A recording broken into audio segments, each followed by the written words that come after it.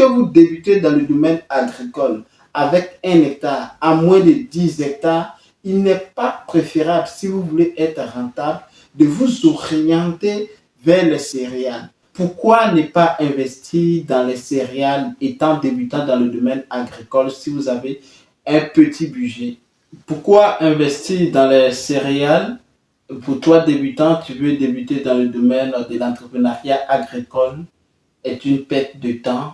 Je dis bien une perte de temps si vous avez peu de moyens ou si vous n'avez pas de moyens suffisants en quelque sorte. Alors, j'ai eu à partager avec vous 3 ou 4 cultures qui sont, voilà, qui ne sont pas rentables pour toi, jeune entrepreneur, tu débutais dans l'agriculture. Et voilà, il y a eu un ami qui m'a appelé, on a longuement échangé.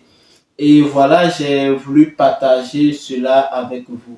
Raison pour laquelle, avant de rentrer même dans le vif du sujet, peut-être je ferai plaisir de partager aussi le message de voir beaucoup les conseillers agricoles ou ceux qui sont déjà dans le domaine qui, voilà, qui exercent depuis un bon moment. Alors, avant de pouvoir plus développer ce sujet, pourquoi ne pas investir dans les céréales étant débutant dans le domaine agricole si vous avez un petit budget?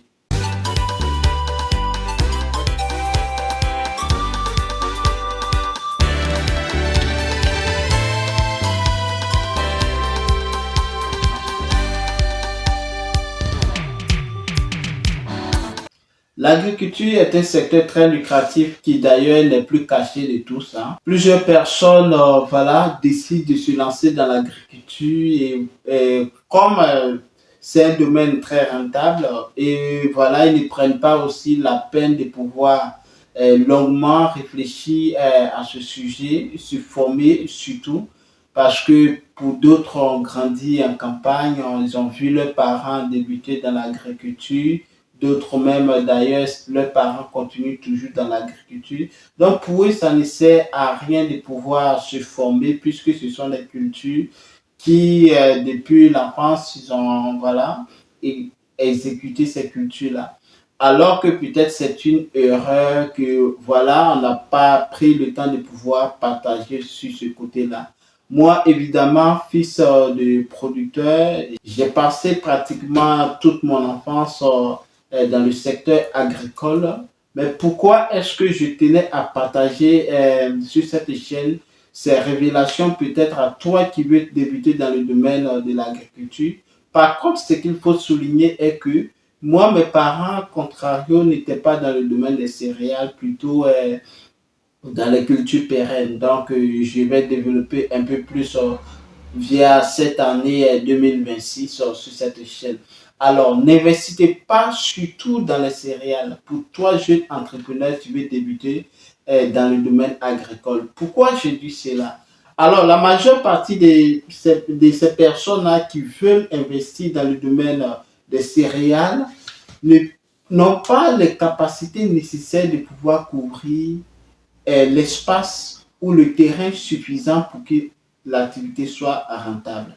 Dans cette vidéo, je vais essayer de prendre un jeune leader dans ce secteur, évidemment dans les céréales, d'origine camerounaise. Je vais parler de Loïc Kamoua. Voilà, si vous pouvez rentrer dans sa page, c'est voilà, une personne qui fait beaucoup dans les céréales, pour qui j'ai beaucoup d'estime pour lui parce que étant moi-même négociant des céréales, je sais à quel point il est très difficile d'ailleurs de pouvoir exactement couvrir le marché.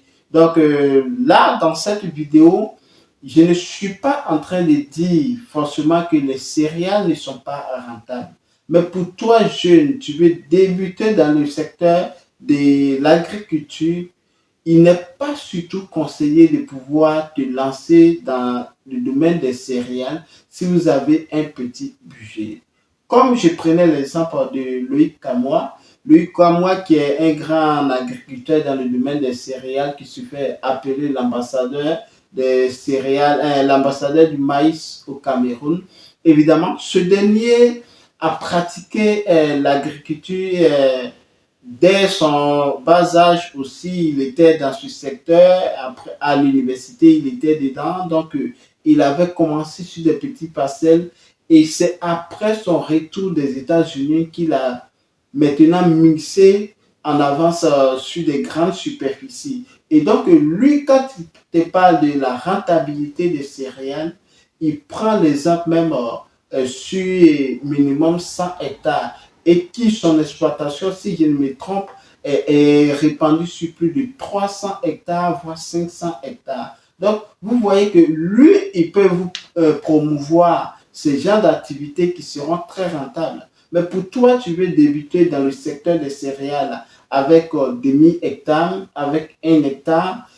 Pour moi, c'est une perte de temps. Donc, regardez très bien la vidéo dont j'avais parlé pour les 4 cultures non rentables en 2026. Cela va permettre de pouvoir voir plus en profondeur. Ici, je réponds juste à ce dernier-là qui, après l'échange, j'ai jugé bon de pouvoir bien souligner dessus.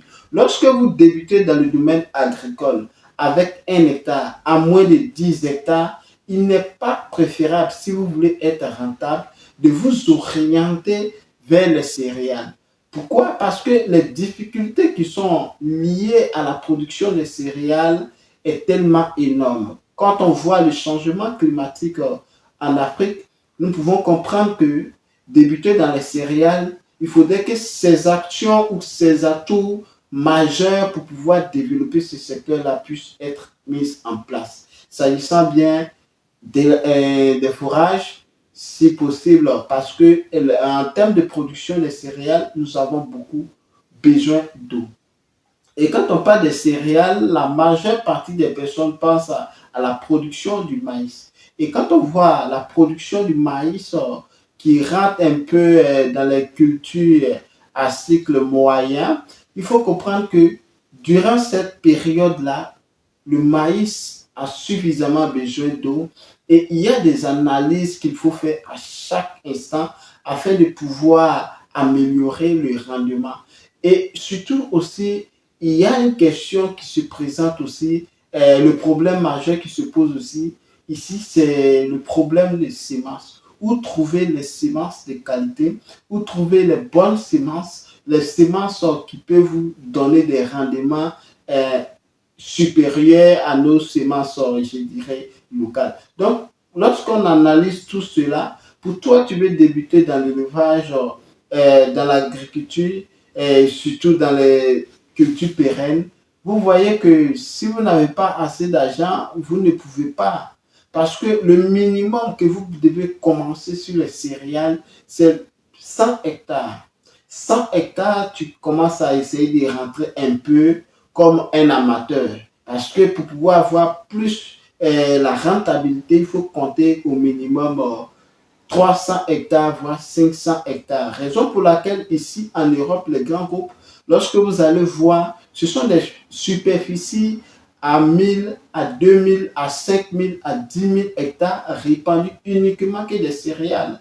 Nous, quand nous voyons au Brésil, tu vas trouver un agriculteur qui, entre guillemets, camouflé par les grands groupes agro-industriels, sont sur des étendues à plus de 20 000 hectares de production, à 50 000 hectares de production. Lorsque nous voyons tout cela, nous commençons à réfléchir à pouvoir copier-coller le même système en Afrique et qui d'ailleurs est un véritable danger pour le climat parce que lorsqu'on cultive les céréales à outrance sur des grandes superficies, il faut comprendre que les céréales ne tolèrent pas surtout les zones d'ombre. Donc, ce qui va causer la déforestation, évidemment, dans toute culture et peut-être aussi voir encore à casser ou abattre les arbres pour qu'il y ait une pénétration forte du soleil afin que l'ombre ne puisse pas gêner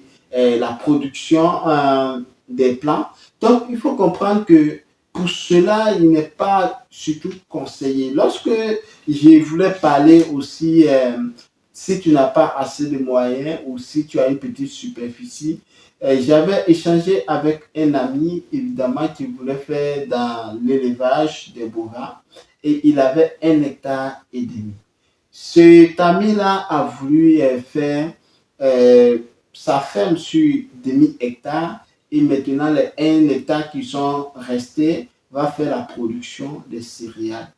Ce que moi j'ai conseillé ici juste, j'ai dit à ce dernier de ne pas voilà, investir dans le secteur des céréales, que le temps qu'il va prendre pour consacrer à la production jusqu'à ce qu'il ait des récoltes pour pouvoir évidemment nourrir ses buts, pour moi c'est une perte de temps parce que vous allez consacrer 3 à 4 mois et voir vous allez laisser un peu tout autour va tourner autour de 6 à 7 mois afin que avant que même les bœufs vont commencer à manger les céréales donc il est en train de cultiver.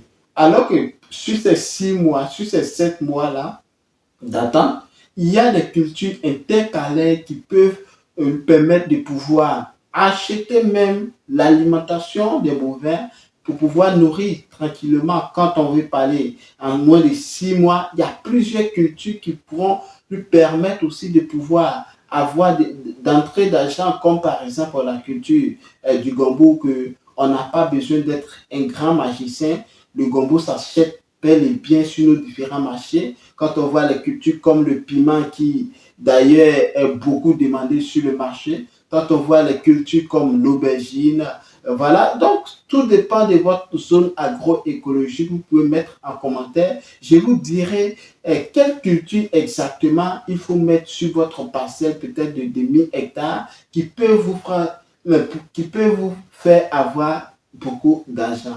Quand on voit par exemple dans le secteur des céréales, surtout vous qui avez 1 hectare ou 2 hectares maximum, vous pouvez vous concentrer évidemment sur le maraîchage parce que même avec 500 mètres carrés avec le maraîchage, si vous savez bien jongler, vous pouvez avoir des entrées d'argent un peu plus fluides pour pouvoir vous occuper de vos volailles si toi évidemment tu es dans le secteur de l'élevage. Donc, commencer à investir dans l'agriculture avec les domaines des céréales, c'est une perte de temps. J'insiste toujours, ne commencez pas avec les céréales. Parce que les céréales, il faut du souffle, il faut de l'énergie physique, de l'énergie financière afin de pouvoir être plus rentable dans les céréales. J'espère que cette vidéo vous a plu. Pour vous qui ne me connaissez pas, je suis Kwame Ferdinand, je suis agripreneur et négociant de matières premières spécialisé dans les cultures pérennes telles que le cacao, les noix de cajou, les palmiers à huile. Je suis également négociant de céréales. Sur cette chaîne, nous parlons de business, nous parlons d'investissement, nous parlons de mindset. Si vous êtes en quête d'informations judicieuses, capitales pour le développement de vos business, ou vous comptez lancer dans le domaine de l'entrepreneuriat agricole, cette chaîne est spécialement faite pour vous. Tout d'abord, n'oubliez pas à vous abonner, à liker, à partager cette vidéo massivement autour de vous afin d'agrandir la communauté. Sur ce, prenez soin de vous. À très bientôt. À météo. Ciao.